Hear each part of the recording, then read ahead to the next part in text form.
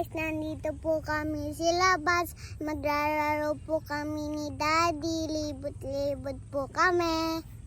Good morning guys! So yan, nandito po kami ngayon sa labas ng aking anak. At nagyaya po siya maglaro and maglakad-lakad dito.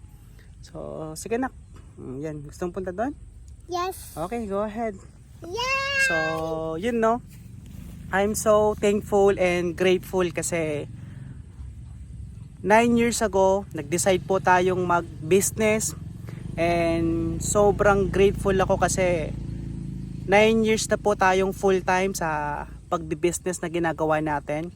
And sobrang na-enjoy ko even na merong ups and down. So that's normal naman no sa isang business.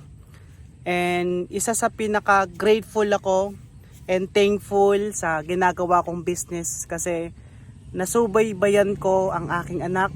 Simula pinanganak siya until now, nasubaybayan ko yung paglaki niya at talagang yun pa lang sobrang nakaka-grateful na kasi 'di ba may mga parents na hindi nila nasubaybayan yung anak nila na lumaki, 'di ba?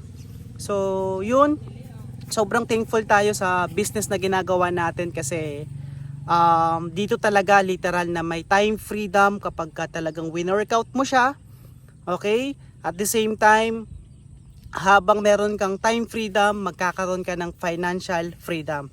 So I'm not saying na meron tayong financial freedom right now. Pero siyempre, patuloy pa rin tayong nagsisipag, patuloy pa rin tayong nag-hard work para makapunta tayo dun sa financial freedom na gusto natin. So, yan po, nagbo-vlog lang po kami ng aking anak ngayon. My love. Yay! Ay, oh. Sige na, bye-bye ka na sa mga makakapanood. Yay! Bye-bye guys!